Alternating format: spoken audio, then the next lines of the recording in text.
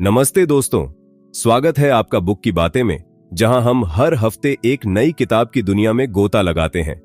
यहां हम आपके लिए लेकर आते हैं किताबों के पन्नों से वो अनमोल बातें जो आपके जीवन को नई दिशा दे सकती हैं, चाहे वो हो personal growth, motivation, self help या फाइनेंशियल फ्रीडम।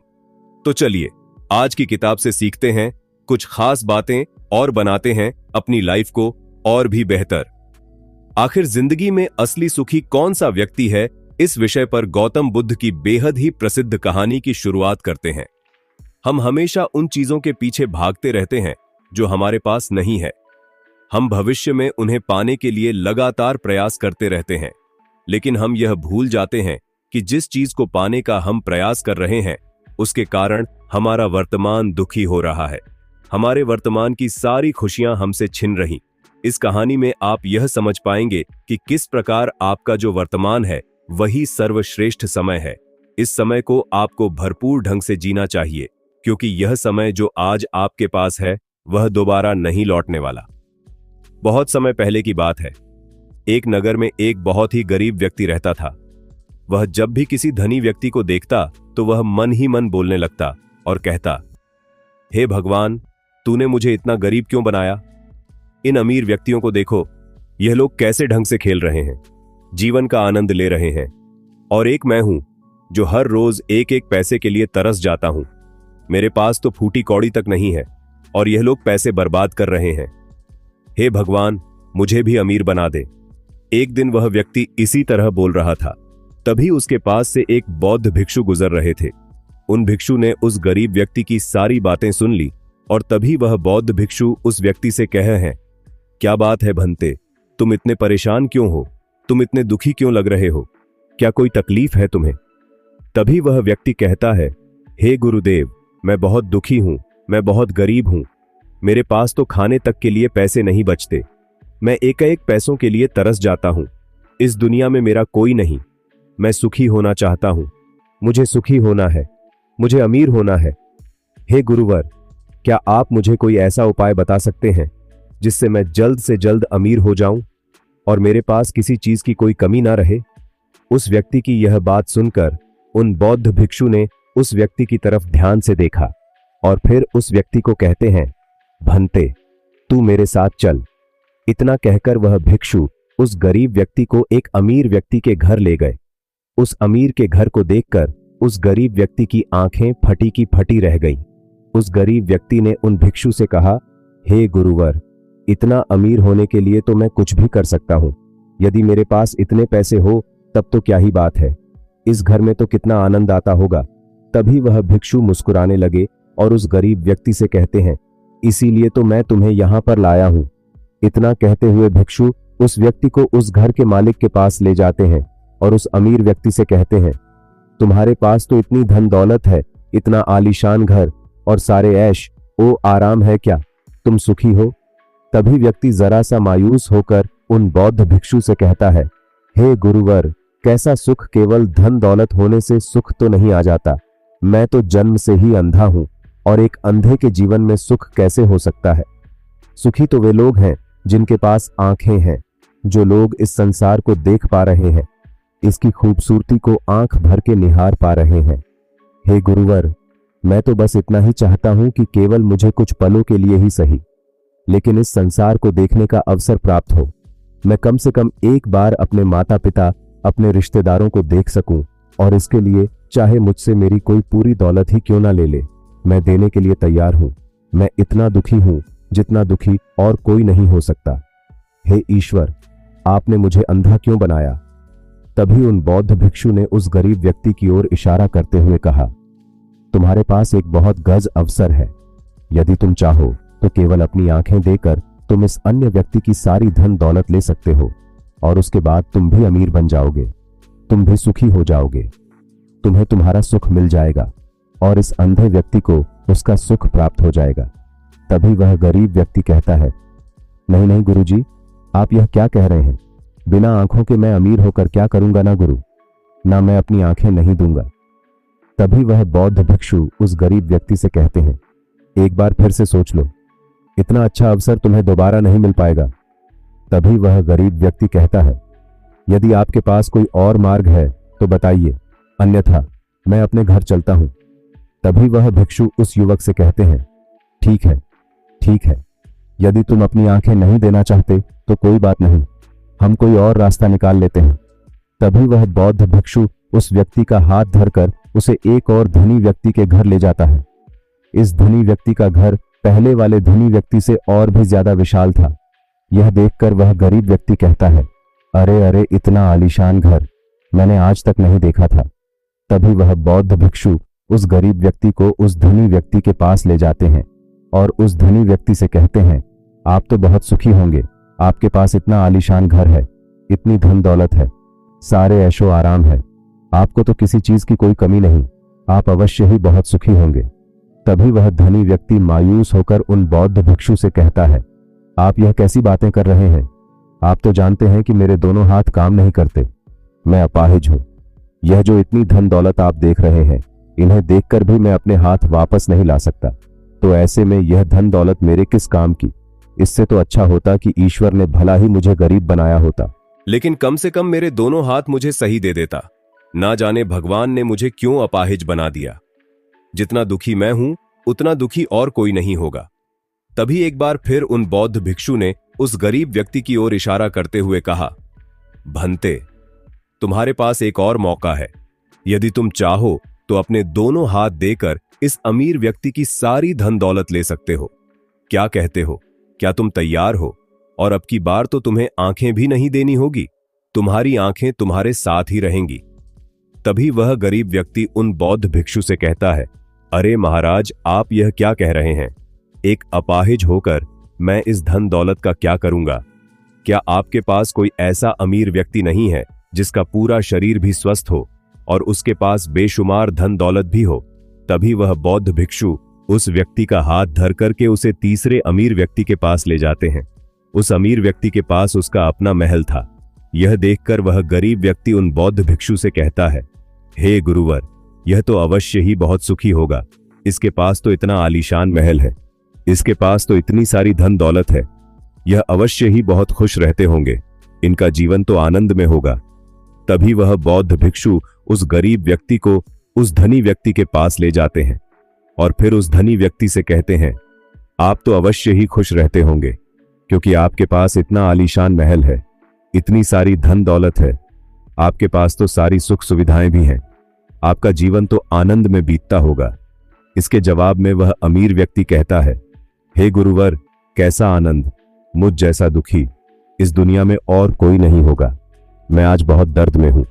मेरी पत्नी ने मुझे धोखा दे दिया है, वह किसी और से प्रेम करती है जो मुझसे भी अमीर है।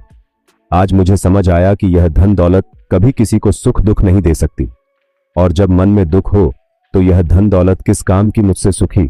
तो वह गरीब इंसान होगा जिसकी पत्नी कम से कम उसके साथ तो है, वह उसके साथ वफादार तो है। आज मैंने तय कर लिया है कि मैं अपनी पत्नी और उसके प्रेमी की हत्या कर दूंगा। यह सुनकर वह भिक्षु उस अमीर व्यक्ति से कहते हैं, इससे पहले कि तुम ऐसा कदम उठाओ, कम से कम मुझे भोजन तो करवा दो। जाओ और भोजन की व्यवस्था करो और साथ में कुछ कांच के टुकड़ भी ले आना। वह धनी व्यक्ति सभी साधु संतों का बहुत आदर करता था, इसलिए वह उन बौद्ध भिक्षुओं की बात मान जाता है। लेकिन वह यह नहीं समझ पाता कि आखिर उन बौद्ध भिक्षु ने खाने के साथ कांच के टुकड़े क्यों मंगवाए हैं। लेकिन जैसा कि उन बौद्ध भिक्षु ने कहा था, वह अमीर व्यक्ति उसी प्रकार खाने की व्यवस्था कर देता है। वह भोजन के साथ कुछ कांच के टुकड़ लेकर उन बौद्ध भिक्षु के पास पहुंचता है। तभी वह बौद्ध भिक्षु, वह गरीब व्यक्ति और वह धनी व्यक्ति तीनों एक साथ भोजन करने बैठते हैं और उसी समय बौद्ध भिक्षु कुछ कांच के टुकड़े उठाकर उस अमीर व्यक्ति के भोजन में मिला देते हैं और उससे कहते हैं, लो, अब तुम इसे खा सकते हो। वह अमीर व्यक्ति अचंभित हो गया और उन बौद्ध भिक्षु से कहता है, हे गुरुवर, आप यह क्या कह रहे हैं? इस खाने में तो कांच के टुकड़े आपने मिलाए हैं, इस भोजन को मैं कैसे खा सकता हूं? यदि यह भोजन मैं करूंगा तो इससे मुझे बहुत तकलीफ होगी और हो सकता है कि मेरी मृत्यु भी हो जाए।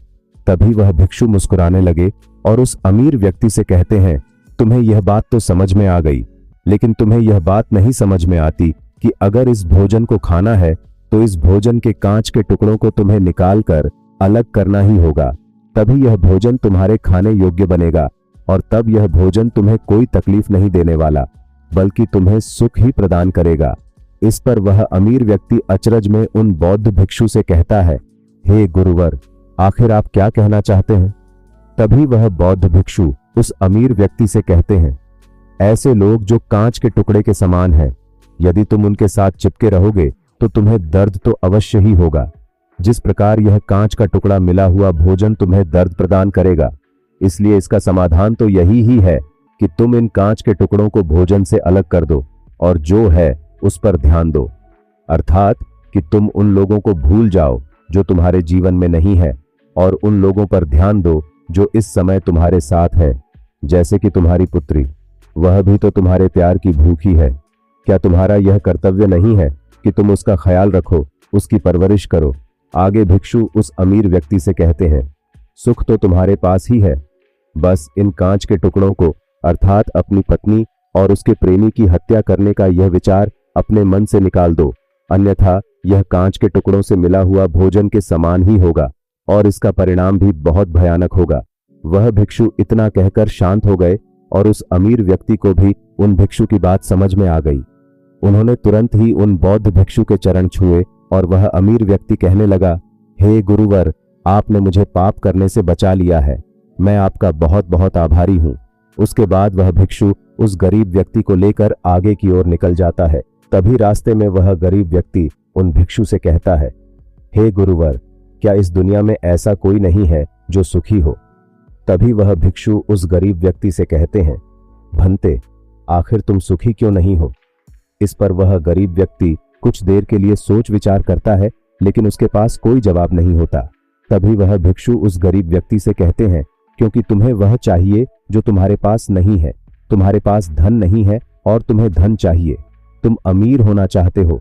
तुम्हें लगता है कि वह तुम्हें सुख देगा, लेकिन तुम इस वास्तविकता को भी भूल रहे हो कि बाद में तुम्हें दुख भी वही देगा। जैसे कि जब हम पहले एक अमीर व्यक्ति के पास पहुंचे थे तो उसके पास आंखें नहीं थीं। उसके पास जो नहीं था वह उसके लिए बिलक रहा, जबकि उसके पास तो बेशुमार धन दौलत थी और उसका पूरा शरीर भी पूरी तरह से स्वस्थ था, लेकिन उसका ध्यान उस पर नहीं था। वह उसे छोड़कर उन चीजों के पीछे भाग रहा था जो उसके पास नहीं थी। इसी तरह से दूसरे अमीर व्यक्ति के पास आंखें थीं, धन दौलत भी थी, लेकिन हाथ नहीं थे। इसी प्रकार जो चीज उसके पास थी वह उसका आनंद नहीं ले रहा था, बल्कि वह तो इस दुख में था कि उसके पास उसके हाथ नहीं है। और ठीक इसी प्रकार से तीसरा अमीर व्यक्ति भी दुखी था, क्योंकि उसके पास तो धन दौलत भी थी, ऐशो आराम भी था और उसके पास तो उसका पूरा शरीर भी था। वह पूरी तरह से स्वस्थ और तंदुरुस्त भी था, लेकिन फिर भी वह दर्द में था, क्योंकि उसे उसकी पत्नी ने धोखा दे दिया था, जो उसकी कभी हो ही नहीं सकती थी। जो स्त्री केवल धन के लिए किसी और के साथ भाग जाए, क्या वह उसका साथ कभी दे सकती थी? नहीं। लेकिन उस अमीर व्यक्ति के पास जो था, अर्थात उसकी पुत्री, वह उसके बारे में सोच ही नहीं रहा था। आगे वह भिक्षु उस गरीब व्यक्ति से कहते हैं, अमीर गरीब होने से दुख और सुख का कोई मतलब नहीं होता। अमीर हो या गरीब, हमारे दुखी होने का एकमात्र कारण यही होता है कि हम हमेशा उन चीजों के पीछे भागते रहते हैं जो हमारे पास है ही नहीं, और जो वर्तमान में हमारे पास है हम उस पर ध्यान ही नहीं देते और ना ही उसका आनंद ले पाते हैं। हम तो केवल भविष्य में घूमते रहते हैं, भूतकाल में अटके रह जाते हैं, और यह सारी गलतियां हम वर्तमान की जमीन पर करते हैं। और यही कारण है कि तुम कभी आनंदित हो ही नहीं पाते, तुम कभी खुश नहीं रह पाते, क्योंकि जो आनंद का समय है अर्थात वर्तमान का समय है, वह तो यूं ही नष्ट हो जाता है।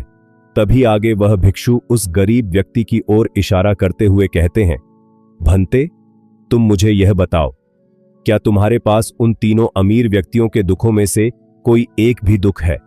तभी वह गरीब व्यक्ति सोच विचार कर उन भिक्षु से कहता है, नहीं, मेरे पास उन अमीर व्यक्तियों के दुख में से कोई भी दुख नहीं है। इस पर भिक्षु उस गरीब व्यक्ति से कहते हैं, तो फिर तुम दुखी क्यों हो? इसका जवाब देते हुए वह गरीब व्यक्ति उन भिक्षु से कहता है, हे गुरु, भले ही मैं उनके मुकाबले सुखी हूं, पर क्या धन कमाना या धन प्राप्त करने की इच्छा नहीं होनी चाहिए? क्या मुझे अपने वर्तमान को इसी तरह से स्वीकार कर लेना चाहिए? क्या मुझे हमेशा इसी तरह से गरीब रहना चाहिए? तभी भिक्षु दिल से मुस्कुराते हुए उस गरीब व्यक्ति से कहते हैं, वर्तमान में वर्तमान क्षण का आनंद लो। वर्तमान में ही ऐसे कर्म करो जिससे तुम्हारा भविष्य सुधर सके, लेकिन ऐसी चीजों के पीछे व्यर्थ समय न गवाहो जो तुम्हारे पास आज नहीं है। जो तुम्हारे पास आज है उसका आनंद लो, और जो तुम पाना चाहते हो उसके लिए केवल कर्म करो, और उस कर्म का फल तुम्हें भविष्य में मिलेगा। यानी इसकी चिंता में भी मत रहना, क्योंकि यदि तुम इसकी चिंता में रहोगे तो कभी सुखी नहीं रह पाओगे। भले ही हालात कितने भी बुरे क्यों ना हो, केवल अपने आज पर ध्यान दो और अपने कर्म मन लगाकर करो। इतना कहकर वह भिक्षु शांत हो गए, और गरीब व्यक्ति को भी उन बौद्ध भिक्षु की बात अच्छी तरह से समझ में आ चुकी थी। वह यह समझ चुका था कि अब से उसे अपने वर्तमान पर ध्यान देना है, उसे अपने वर्तमान को सुधारना है। उसके बाद उस गरीब व्यक्ति ने उन बौद्ध भिक्षु को प्रणाम किया और वापस अपने घर लौट गया। अब से वह गरीब व्यक्ति यह सोचकर हमेशा खुश रहने लगा कि कम से कम वह उन 3 अमीर व्यक्तियों से अधिक खुश है। उसके पास अधिक खुशियों की वजह है। हाँ, यह बात और है कि उसके पास धन नहीं है, लेकिन उसके पास ऐसी चीजें हैं जो धन से कहीं ज्यादा कीमती है, और वह है उसका पूरा शरीर जो पूरी तरह से स्वस्थ है। दोस्तों, मैं उम्मीद करता हूं कि यह कहानी सुनने से आपके जीवन में अच्छे बदलाव आए होंगे। आपको इस वीडियो से क्या सीखने मिला, यह कमेंट करके जरूर बताइए, और अपने परिवार, दोस्तों या आपके करीबी इंसान के साथ यह कहानी शेयर करके उन्हें भी इस ज्ञान से परिचित करवाएं। बाकी अगर आपको यह वीडियो दिल से अच्छी लगी हो तभी इस वीडियो को लाइक कर देना, और आपने अब तक इस चैनल को सब्सक्राइब ना किया हो तो चैनल को सब्सक्राइब भी जरूर कर देना। आपका हर दिन शुभ हो और खुशियों से आपका जीवन भरा रहे। धन्यवाद। नमो बुद्धाय। चलिए बढ़ते हैं दूसरी कहानी की तरफ। इस कहानी में एक अजीब सा रहस्य बताया गया है, जिससे आप अपने अवचेतन मन की शक्ति को इस्तेमाल करके जिंदगी की कठिन से कठिन सफलता आसानी से प्राप्त कर सकते हैं। कैसे अपने अवचेतन मन की शक्ति को इस्तेमाल करना है, इसकी विधि क्या है, इस विषय पर हम आज एक अद्भुत कहानी आपको सुनाएंगे। दोस्तों, हमारा जो चेतन मन होता है उससे करीब 9 गुना अधिक ताकतवर हमारा अचेतन मन होता है। अगर 1 गुना ताकत हमारे चेतन मन के पास है तो इसका अर्थ यह हुआ कि उससे 9 गुना अधिक ताकत हमारे अवचेतन मन के पास है, क्योंकि अवचेतन मन ही हमारे पूरे शरीर को नियंत्रित करता है। चेतन मन हमारे दिमाग का एक हिस्सा है जो हमारे विचारों और भावनाओं से प्रेरित होता है, और हमारा चेतन मन ही तर्क वितर्क करने में हमारी मदद करता है। लेकिन दूसरी तरफ हमारा अवचेतन मन यह तर्क वितर्क नहीं करता, यह उस जानकारी को ग्रहण कर लेता है जो इसे चेतन मन देता। इसीलिए जैसा हम अपने अवचेतन मन में सोचते हैं वैसे ही हम बनते चले जाते हैं। क्या आपने कभी इन बातों पर विचार किया है कि कोई व्यक्ति दुखी क्यों है और वहीं पर दूसरा व्यक्ति इतना सुखी क्यों है? एक व्यक्ति सुख और समृद्ध से भरा हुआ है, वहीं पर दूसरा व्यक्ति इतना गरीब और दुखी क्यों है? एक व्यक्ति भयभीत है जबकि दूसरा व्यक्ति आस्था और विश्वास से भरा हुआ है। एक व्यक्ति आलीशान महलों में रहता है वही, पर दूसरा व्यक्ति गरीब और टूटी फूटी कुटिया में रहता है। कोई बहुत सफल है तो कोई असफल। कोई व्यक्ति जरा सी मेहनत करके सफलता प्राप्त कर लेता है, और वहीं पर कोई दूसरा व्यक्ति जीवन भर मेहनत करने के बाद भी असफल ही रह जाता है। तो आखिर इन सब चीजों का कारण क्या है? क्या आपने कभी इन पर विचार करने की कोशिश की है? हमारे जीवन में जो भी अच्छा है वह हमारे चेतन मन पर निर्भर करता है। अर्थात यदि आप अपने चेतन मन में यह बात भरेंगे कि मेरे साथ जो कुछ भी होगा वह अच्छा होगा, मेरे साथ जो कुछ भी हो रहा है वह अच्छा हो रहा है, और मैं एक दिन कामयाब जरूर बनूंगा, तो आप अवश्य ही अपने जीवन में कामयाब बन जाएंगे। वहीं पर यदि आप अपने अवचेतन मन में बुरी बुरी बातें रखेंगे, अर्थात नकारात्मक बातें कहेंगे, तो आपके जीवन में केवल नकारात्मकता ही भर जाएगी और आपके साथ कुछ भी अच्छा नहीं होगा। आप जहां जाएंगे वहां पर आपके हाथ केवल असफलता ही लगेगी। आप हमेशा निराश और परेशान ही रहेंगे, लेकिन उनका हल आपको कभी नहीं मिल पाएगा। इसीलिए यदि आप भी अपने मन को अच्छी तरह से जानना चाहते हैं, वह सेवा काम करवाना चाहते हैं, जो आप चाहते हैं उसे अपने नियंत्रण में रखना चाहते हैं, तो इस कहानी को अंत तक जरूर देखिएगा, क्योंकि इस वीडियो में आपको ऐसी महत्वपूर्ण जानकारियां मिलेगी जिसकी मदद से आप अपना जीवन अच्छे से जी सकते हैं। आप जो चाहे उसे हासिल कर सकते हैं। आप जिस भी लक्ष्य को प्राप्त करना चाहते हैं उसे आप प्राप्त कर सकते हैं। आज की इस कहानी में हम यह जानने वाले हैं कि आखिर चेतन मन और अवचेतन मन में मुख्य अंतर क्या है और वह किस तरह से काम करता है, और हम अपने अचेतन मन में अच्छी बातें किस प्रकार से भर सकते हैं जिससे हमारा जीवन परिवर्तित हो सके, हम सफलता की ओर आगे बढ़ सके। बहुत समय पहले की बात है। एक नगर में एक बहुत ही प्रसिद्ध गुरु रहा करते थे। उनकी ख्याति दूर दूर तक फैली हुई थी। उनके आश्रम में उनके कई शिष्य भी थे। एक दिन संध्या के वक्त वह गुरुवर अपने सभी शिष्यों को बुलाकर उन्हें उपदेश दे रहे थे। वे कह रहे थे, शिष्यों, हमारा मस्तिष्क दो भागों में विभाजित है, चेतन मन और अवचेतन मन। चेतन मन हमारे मस्तिष्क का पहरेदार है, वहीं पर अवचेतन मन हमारा मालिक है। उन गुरु की आवाज सुनकर एक शिष्य ने कहा, हे गुरुदेव, आप क्या कहना चाहते हैं? आप कहीं यह तो नहीं कह रहे कि हमारे भीतर कोई और है जो हमें चला रहा है, जो हमारी सारी क्रियाओं पर नजर रखे हुए हैं? इस पर गुरुवर उस शिष्य को मुस्कुराते हुए कहते हैं, भंते, मैं तुम्हें एक छोटी सी कहानी सुनाता हूं। इस कहानी में तुम्हें तुम्हारे सवालों का जवाब मिल जाएगा। इस कहानी को ध्यानपूर्वक सुनना और इसे समझने का प्रयास करना। आगे गुरुवर कहानी बताते हुए कहते हैं, बहुत समय पहले की बात है। एक नगर में एक बहुत ही धनी सेठ रहा करता था और उसकी एक आलीशान हवेली भी थी। उसकी हवेली के द्वार पर हमेशा एक पहरेदार तैनात रहता था और हवेली में जब भी कोई उपद्रव होता, कोई शोर शराबा होता, तो उसकी आवाज चारों ओर गूंजने लगती और उस आवाज को सुनकर आसपास के लोग भी उस महल के पास आते और उस पहरेदार को खूब समझाने की कोशिश करते और कहते, देखो, तुम्हारी हवेली से बहुत सारी आवाजें आती हैं जिससे हमारे घर की शांति भंग हो जाती है। कृपया करके इन आवाजों को बंद करो। आखिर इस शोर शराबे में क्या रखा हुआ है? इस तरह से हल्ला करके तुम अपना जीवन कैसे शांति से बिता सकते हो? इस पर वह पहरेदार जवाब देते हुए कहता है, देखो भाई, मैं जानता हूं कि शोर करना बुरी बात है, लेकिन मैं क्या करूं? मैं भी इससे बहुत परेशान हूं। जो भी आवाजें होती हैं वह हवेली में होती है, इससे मेरी भी शांति भंग होती है। लेकिन आप मुझे क्यों समझा रहे हैं? इसका कारण मैं तो नहीं, इसका कारण तो मेरा मालिक है। आप उसे जाकर समझाइए।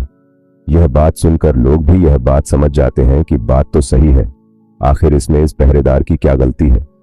यह तो केवल अपना काम कर रहा है, गलती तो मालिक ही है।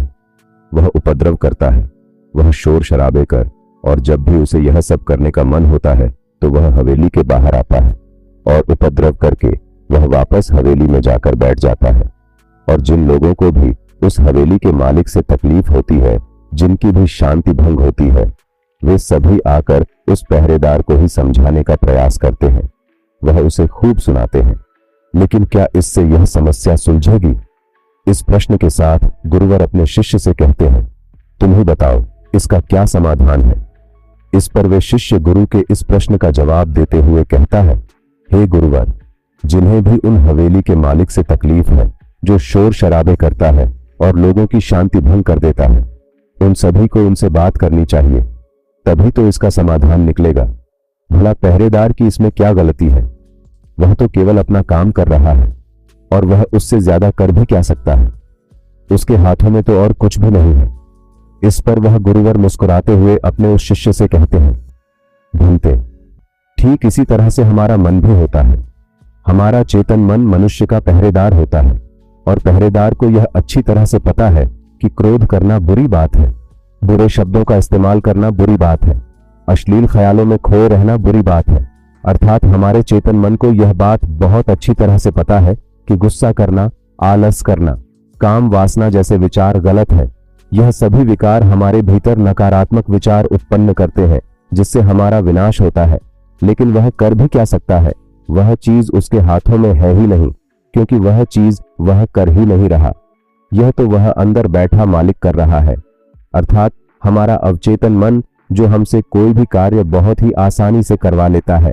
और यह सभी बातें हम में से हर कोई अच्छी तरह से जानते हैं और हमें ऐसा लगता भी है कि हम अच्छी तरह से समझ चुके हैं, जैसे कि वह पहरेदार समझता है। लेकिन वास्तविकता में तो इससे हमारे जीवन पर कोई भी बुनियादी फर्क नहीं होता। आगे वह गुरु उस शिष्य से कहते हैं, भंते, तुमने भी अपने आप को कई बार यह समझाने की कोशिश की होगी कि मुझे सुबह सही समय पर उठना है, आश्रम की साफ सफाई करनी है, भिक्षा मांगने जाना है और रात को आने के बाद मुझे ध्यान भी करना है। लेकिन क्या इससे कोई फर्क हुआ? इसका जवाब देते हुए शिष्य कहता है, नहीं, बिल्कुल नहीं हुआ।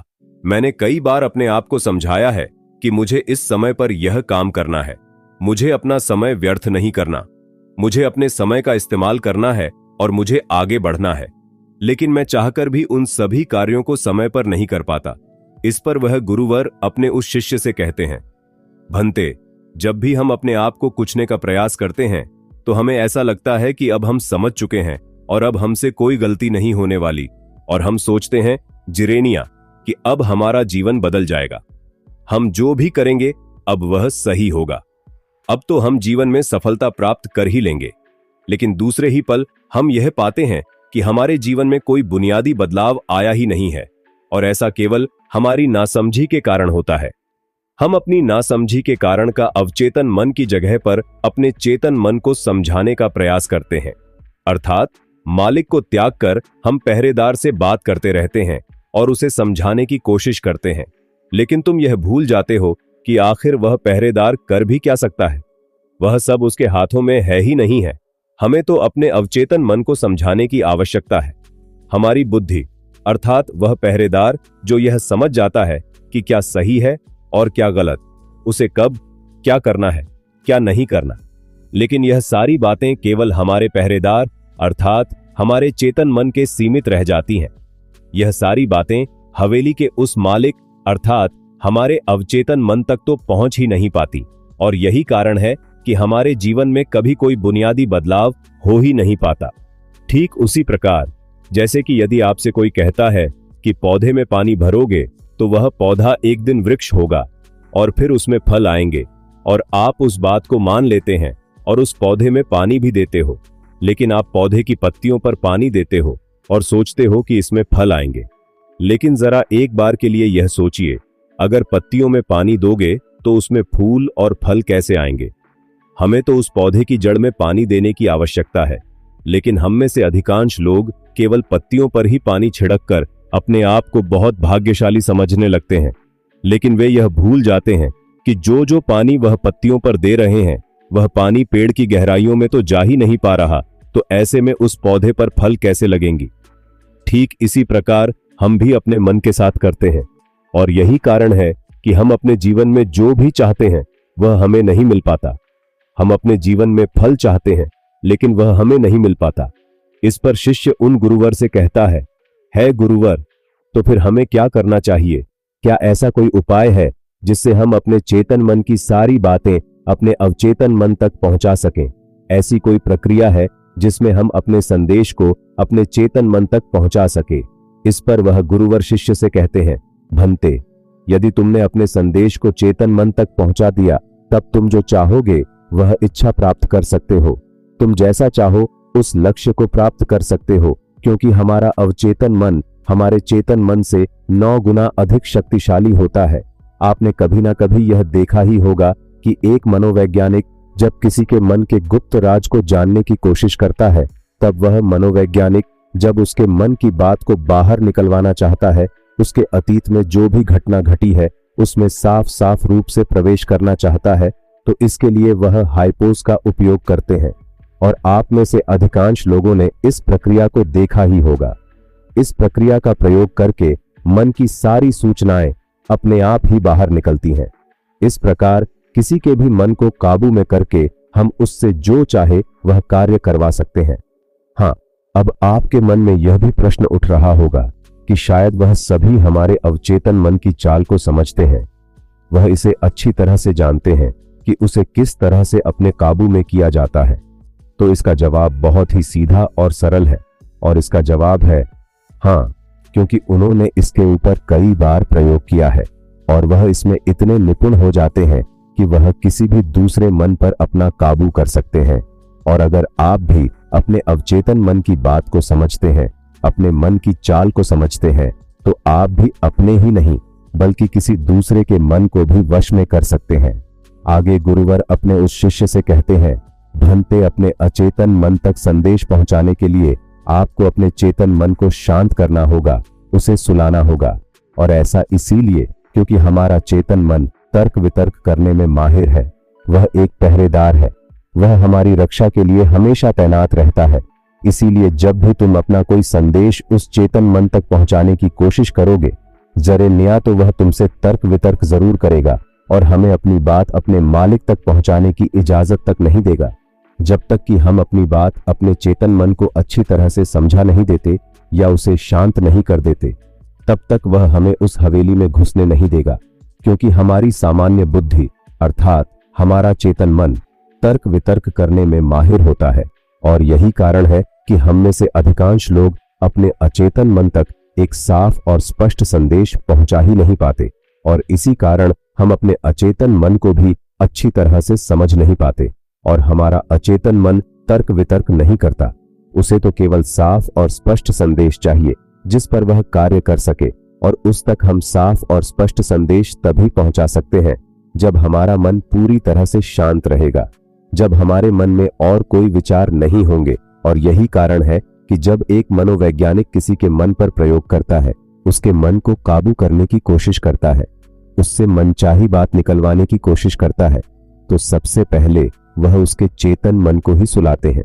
आपने कहीं ना कहीं यह तो देखा ही होगा कि उनके सामने एक पेंडुलम जैसी चीज उनकी आंखों के सामने रख दी जाती है और उसे घुमाया जाता है, जिसे लगातार देखने के बाद वह व्यक्ति पूरी तरह से निद्रा में चला जाता है और इस कारण उसका चेतन मन पूरी तरह से शांत हो जाता है। और जब उसका पहरेदार पूरी तरह से सो जाता है और उसके पास तर्क वितर्क करने के लिए कोई नहीं बचता, तब वह वैज्ञानिक आसानी से उस हवेली में जाता है और उस मालिक से जी भर के बातें करता है। जो बातें वह चाहता है वह बातें वह उससे निकलवा देता है। टिप के एक महान दार्शनिक ने कहा था कि अगर बात समझ में आ जाए तो आपका जीवन परिवर्तित हो जाता है। लेकिन उन्होंने वह बात उस समय के लोगों के लिए कही थी, क्योंकि उस समय टिब और बाकी दुनिया के लोग बहुत सरल हुआ करते थे। उनका मन बहुत साफ हुआ करता था और उनको जो भी बातें बताई जाती थीं, वह उन बातों को बहुत शांतिपूर्वक सुनते और समझते थे। उस समय कोई भी तर्क वितर्क नहीं करता था, और जब कोई व्यक्ति तर्क वितर्क करने में माहिर होता था तो वह उसे तर्क वितर्क करने देते और शांति से केवल उसकी बातें सुनते। जब तक कि व्यक्ति तर्क वितर्क करके थक ना जाए तो वह गुरु के पास वापस आता है और उनसे कहता है गुरुवर, मैं अब तर्क वितर्क करके थक चुका हूं, लेकिन उससे मुझे कुछ भी हासिल नहीं हुआ। कृपया करके ना कोई मार्ग बताइए, आप मुझे अपने तरीके से समझाएं। अब मैं उसमें कोई भी अवरोध उत्पन्न नहीं करूंगा। ठीक इसी प्रकार से हमारी बुद्धि भी काम करती है। जब हमारा मस्तिष्क तर्क वितर्क करके थक जाता है, तब उसे इस बात का एहसास होता है कि तर्क वितर्क करके उसे कुछ भी हासिल नहीं होने वाला, और उस समय तक उसे कुछ भी समझ में नहीं आएगा। अगर आपको यह वीडियो दिल से अच्छी लगी हो, तभी इस वीडियो को लाइक कर देना, और आपने अब तक इस चैनल को सब्सक्राइब ना किया हो तो चैनल को सब्सक्राइब भी जरूर कर देना। आपका हर दिन शुभ हो और खुशियों से आपका जीवन भरा रहे। धन्यवाद। नमो बुद्धाय। अगर आपने अभी तक बुक की बातें चैनल को सब्सक्राइब नहीं किया है तो जल्दी से सब्सक्राइब करें और बेल आइकन दबाएं, ताकि हमारी अगली वीडियो की जानकारी आपको सबसे पहले मिले। चलते हैं अगले वीडियो में एक और नई किताब के साथ। तब तक पढ़ते रहें, सीखते रहें और बढ़ते रहें। मैं हूं विकास सीरवी, आपके संघर्ष और सपनों को सलाम करता हूं। मिलते हैं अगले एक और रोमांचक वीडियो के साथ में।